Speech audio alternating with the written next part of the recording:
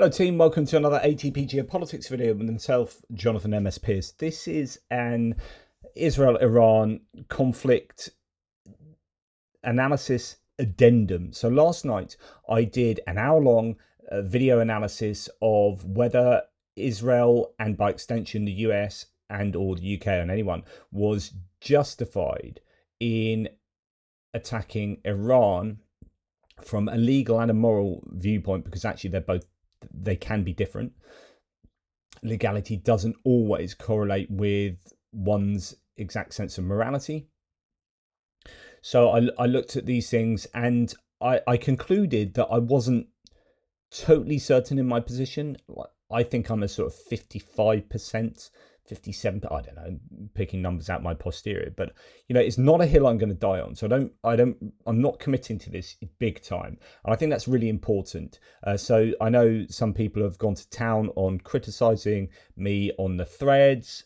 Some people haven't. Some people have been disagreeing very well and putting loads of really good data down and good ideas. One thing I forgot to talk about last night, because it was 1:45 when I finished my video, and I was pretty darned tired. And it was essentially stream of consciousness as well, with a couple of tabs thrown in to keep me on track. But one thing I forgot to talk about, which is freaking important, is diplomacy. So surely we would prefer diplomacy to war. And I would say to that, absolutely yes, 100% yes, definitely. So that is true. What I was sort of reacting to was the fact that Israel is in the middle of attacking and almost finishing a military project against Iran. And so, to say, oh, it would be great if the JCPOA was still in place. Yeah, absolutely. The Obama era Iran nuclear deal was good and it was working, and was ripped up by Trump. And we've got this really annoying situation where Trump is seeking to give a solution to a problem that he caused, essentially, or exacerbated or expedited. He ripped up the Iran nuclear deal predominantly because it was Obama's. And there were some, you can have, I guess, if you were like a hawkish Republican, as they were at the time, you can be, I think, I don't know, justified is too strong a word, but there are some arguments against the agreement that, Iran was still doing X, Y, and Z. It wasn't hard enough on Iran. These are the sort of arguments that Netanyahu was expounding as well. So, be careful. And remember that, when we're talking about Netanyahu and Trump, when I'm saying that I think it's just about justified to have these strikes against Iran, I also think Netanyahu should be in prison, and I also think that Donald Trump should be in prison. Right? So, please understand where I'm coming from in this, that, Netanyahu is a genocidal, corrupt politician that should be in prison for a number of reasons, and Donald Trump should be in prison for even more reasons. There's a litany of law breaking from that man. So these are not two people that I like. My position is that, would I prefer a world with a world in which Iran did not have nuclear weapon capacity and capability? Yes, I would. I prefer them to have it, or I would prefer them not to have that rather than to have that. Would I prefer a world in which Iran didn't have a theocratic dictatorship? Yes, I would prefer that world rather than where we're at the moment. So I would like those two things to change. Ideally, it would change diplomatically, but at the moment, I'm coming from a position of just complete realism here, in that diplomacy, unfortunately, has been and gone because Israel are presently bombing the crap out of Iran.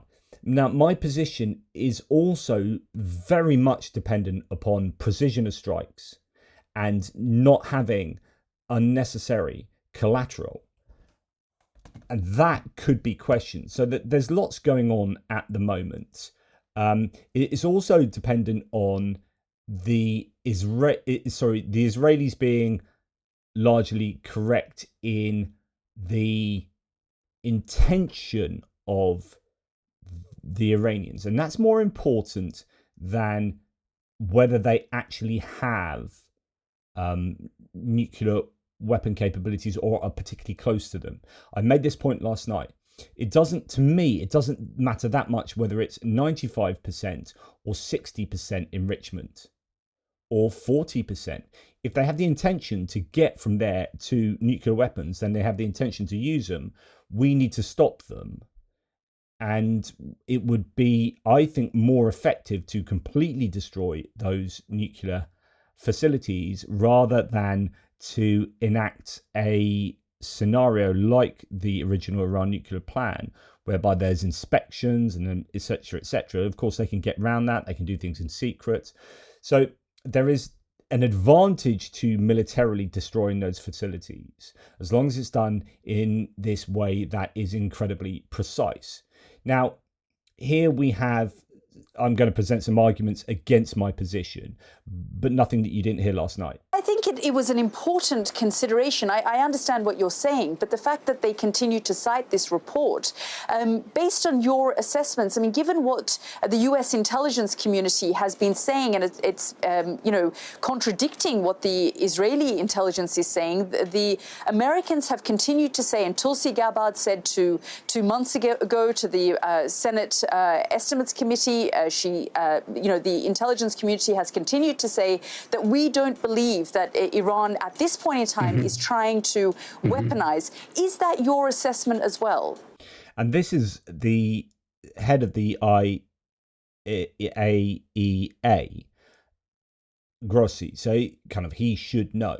Well, that was not in the same way. We have different mandate, different approach than the national intelligence of a country.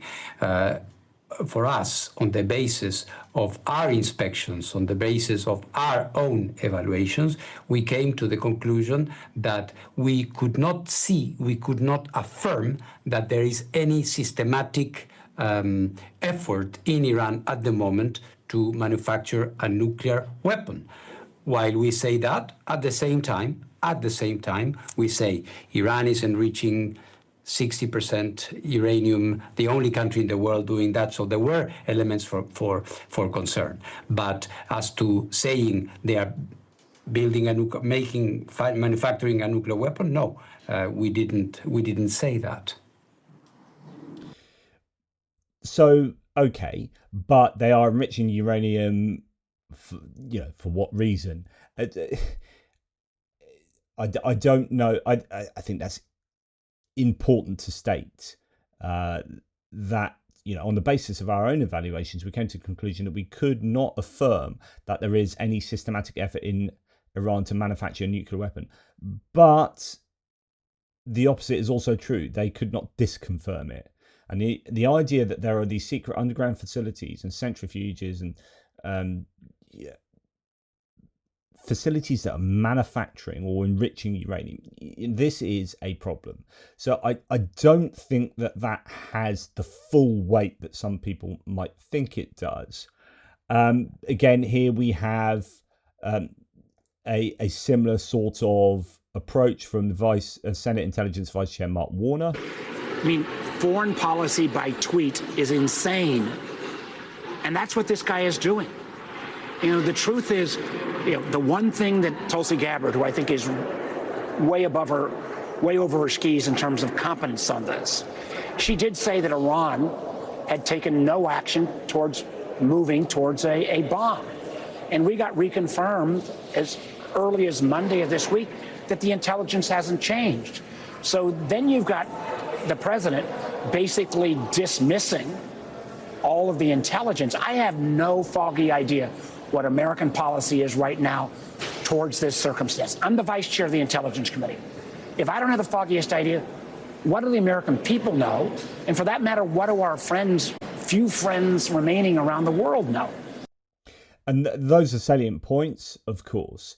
It's interesting that the American people are actually broadly in support of strikes, but that doesn't, that's an argument and ad populum, which is, just because more people believe something's right doesn't make it right type thing. Now, this is something that does give me pause more seriously. I can't believe I'm saying this, but well done, New York Times. This is a headline. Israeli strikes kill civilians across Iran. Israel said it does not target Iranian civilians, but hundreds have died in the violence, among them a poet and a family, an equestrian and a graphic designer. Now, I would be really demanding that the Israelis are doing everything to mitigate against civilian losses if they are committed to this, which obviously they are. And it does appear that wide-scale civilian losses are not taking place in the way that they could do if you'd saw what Israel did with Hamas in Gaza, right? Two completely different approaches. Interesting to note that the Iranians have struck civilian targets quite consistently with their ballistic missiles, but of course that's actually a different kind of evaluation. So the JCPOA is this Iranian nuclear deal that Obama put in place, and unfortunately, it was somewhat working, and then Trump took the Americans out of it, and it still kind of existed, and then basically it's now functionally defunct. Signed in 2015 by Iran and several other world powers, including the United States, the JCPOA placed significant restrictions on Iran's nuclear program in exchange for sanctions relief. Trump withdrew the US from the deal in 2018, claiming it failed to curtail Iran's missile program and regional influence. Iran began ignoring limitations on its nuclear program a year later. Washington and Tehran have both said that they would return to the original deal, but they disagree on the steps to get there. And then here we are. So we've got the situation whereby, like, if we could rewind, and at the time, I interviewed a guy from Iran predominantly on this. This was a bad move for Trump. If Trump had, and for the United States, if Trump had not ripped this up, we could be in a wholly different place now. There would still be the inkling, though, that the Iranians would be, in public and to the IAEA inspectors be showing that they are following their pledges, but actually in secret they could be, enriching uranium and doing X, Y, and Z. But of course, you would want some evidence to suggest that was actually happening, because otherwise it's just massively speculative. So, Washington and Tehran, could go down that route again, but it appears that Israel have stopped that from happening. Now, the question, I guess, is then, have Israel stopped something that has had a good chance of getting the world back to this place of where the JCPOA was in, 2015 to 2018? Were they genuinely close to getting this thing back on the tracks, and Israel has gone and done this? And I don't know enough of the details to know that. How serious were the Iranians? How serious were the Americans? It seems that Trump was dead against war in the Middle East. He campaigned on this. I could play you parts of the speech that are completely in these rallies in 2024 when he was campaigning for president, that completely contradict what he's saying right now. And it appears that he is going down the support Israel route in a somewhat bellicose manner. And the Israelis have forced his hand. And I've talked about this previously, that actually, the US is showing, or Trump is showing, that he is a weak leader, because it appears that Netanyahu can do what he wants and he has to follow suit. This is where it just comes quite consequentialist for me. And I kind of maybe move away from strict interpretations of law, because actually the law isn't very clear. Preemptive strikes, as I discussed last night, they're a real grey area in international law. And I think you can make probably a pretty good case that what Israel have done is illegal. But I think you can also make a case that's just about legal as well. But I'm moving along to the point where, from a moral point of view, from my own moral point of view, I think the destruction of those facilities is really important for future global safety. I just really do. And I would also like to see the Islamic regime of Iran topple. Now, I also understand that that is putting a lot of store in hope, in a hope that there are people in Iran who can fill that power vacuum that will be left, and it won't be complete chaos, and it won't end up being worse than what they have at the moment, which is some degree of, I guess, stability. This is kind of what happened in Iraq. I don't know whether I have enough knowledge to say that I just think Iran has a slightly better chance than Iraq of achieving something. I think that there is just this groundswell of opposition to. There was a lot of opposition to Saddam Hussein, of course, but there are a lot of tribal considerations. I don't know whether the situation in Iran is meaningfully different, so that we can actually expect a somewhat different outcome to the complete debacle that was Iraq. But then I was suggesting that the US only help out in a minimal way.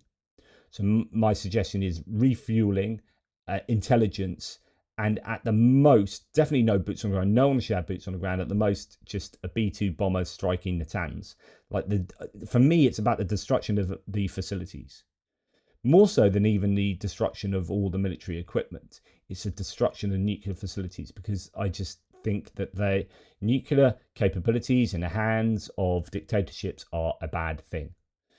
And Israel has gone down this route of prosecuting a military intervention there in Iran's ability to get that stuff.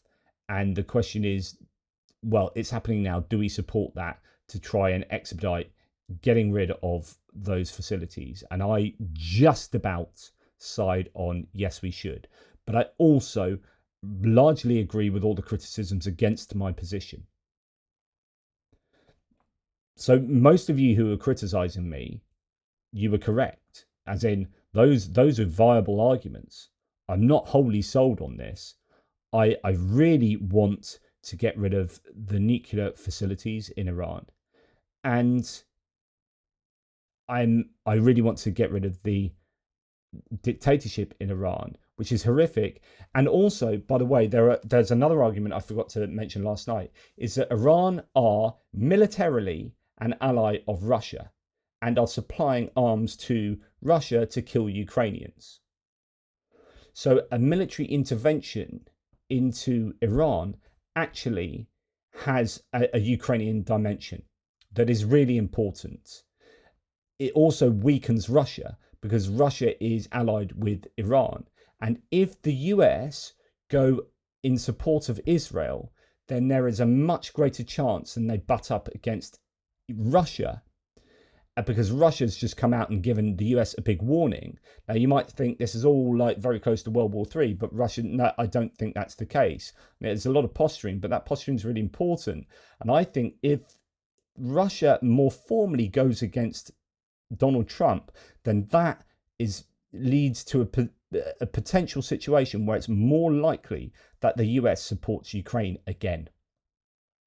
So this is a vehicle with which Russia are recognized as the enemy, more obviously, of Trump and his administration.